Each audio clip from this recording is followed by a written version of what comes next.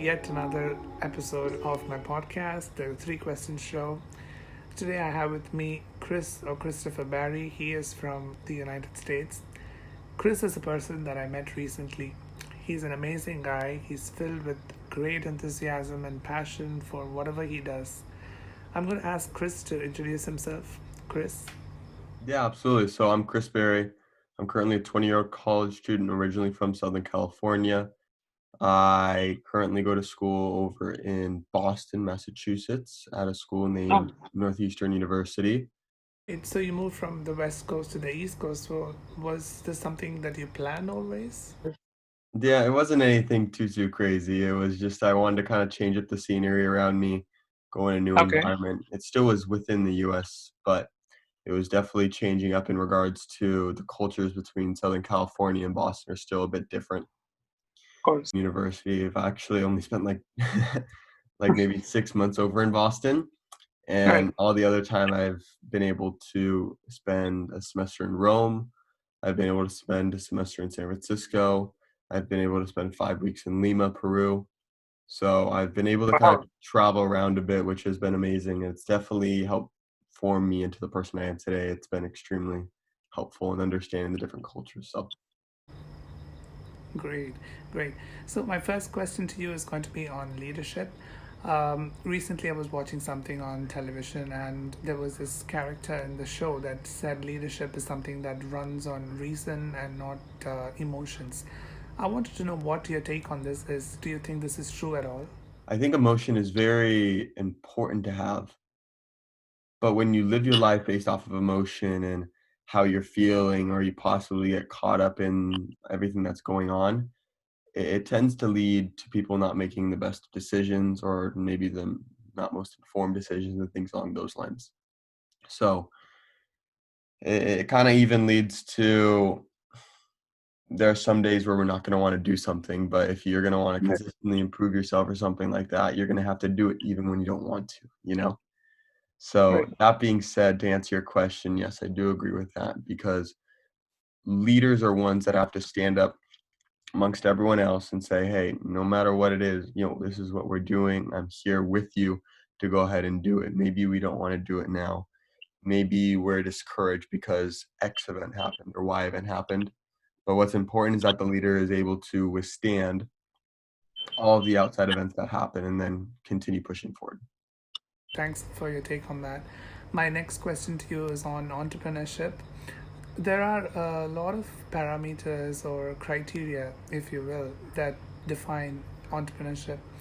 For example, risk taking, having immense passion, the ability to form a team, the right team, I mean. So, what, according to Chris Barry, is the right parameter or the most important characteristic of entrepreneurship? It's a two-pronged thing. I'll say one, but it's backed up by another. So the one that I'd like to choose is perseverance.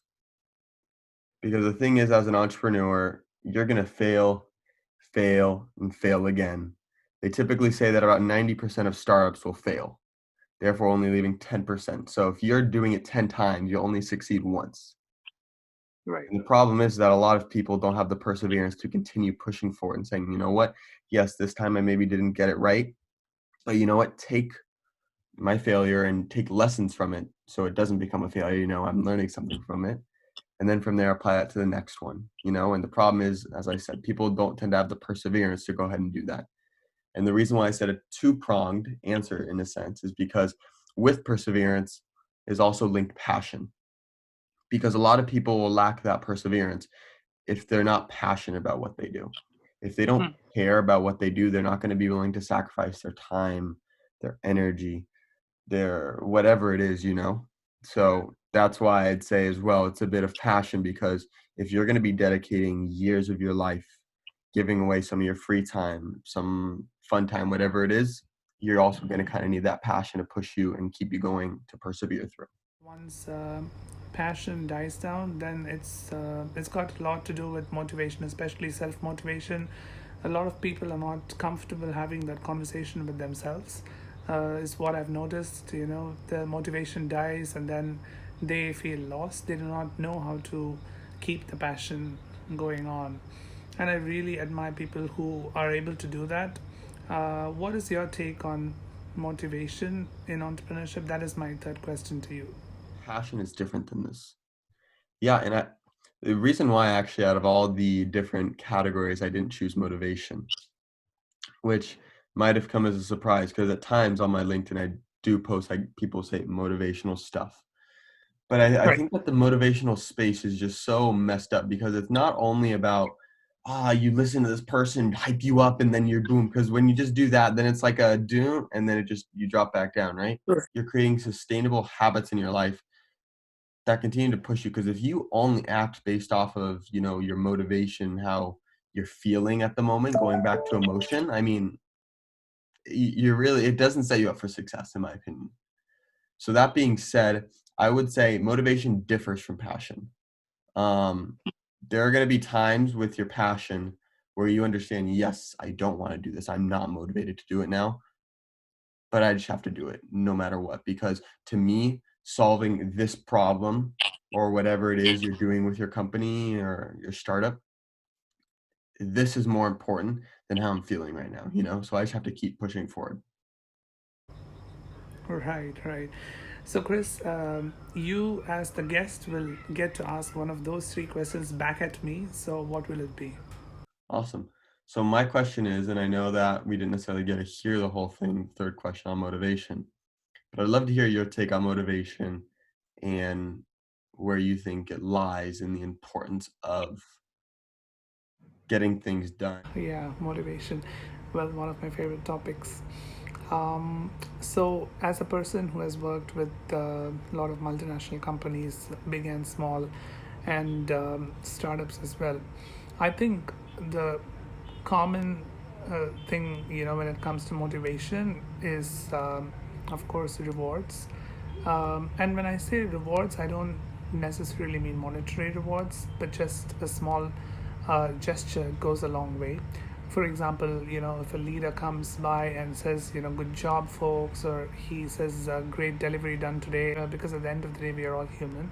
And leaders, especially, they are the ones on top of the rung. They don't report to anyone else most of the time. So they are the top level boss. And therefore, they are not going to get external motivation. So I think self motivation comes into play here because by appreciating and rewarding their team, they end up motivating themselves. And I'll give a simple analogy here. So it's as simple as the satisfaction that you get when you have a cupcake and you eat it when you're hungry, as opposed to you sharing it with someone else who's hungry. So, by the same principle, by giving, you get. And you have to use this self motivation to translate in keeping up your passion for your work, and that in turn will drive your perseverance. And so it always gets things done, because you wanted to know the importance of getting things done, and that in turn, I think, will tie up to your success as a leader. So Yeah, absolutely. And I think that even your answer, it really linked all three of those questions together that we discussed before, because as a leader, and I've actually come to learn this through all my different experiences working in different places, startups. Leadership is so vitally important. And right. really, ideas are cheap. Anybody can come up with an idea, Yeah. but the leader who can effectively execute on Yeah. this idea is Mm-hmm. well worth more than everything else. You know, if you talk to VCs in Silicon Valley, you know, they're known as the top people for funding this and that. Yeah. They've told me, look, I don't care about the idea necessarily. Yes, obviously, I don't want somebody who doesn't have a clue what idea they're doing. But Right. what we Right. look at 90% is the team. Yeah. Who are the people driving this? Because leadership is so vital to a company's success. And it kind of quickly go into the next one. Passion is what fuels these leaders, you know? Yeah. And then from there, I guess you could say that motivation aspect, it's trying to go ahead and share that passion down with their employees, make them feel cared about. Because, like you said, in the end, we're humans. And if we just feel like we're robots, simply working away every day for a wage, not making a difference in the world, that passion, or you could also say Yeah. motivation in a sense, dies off.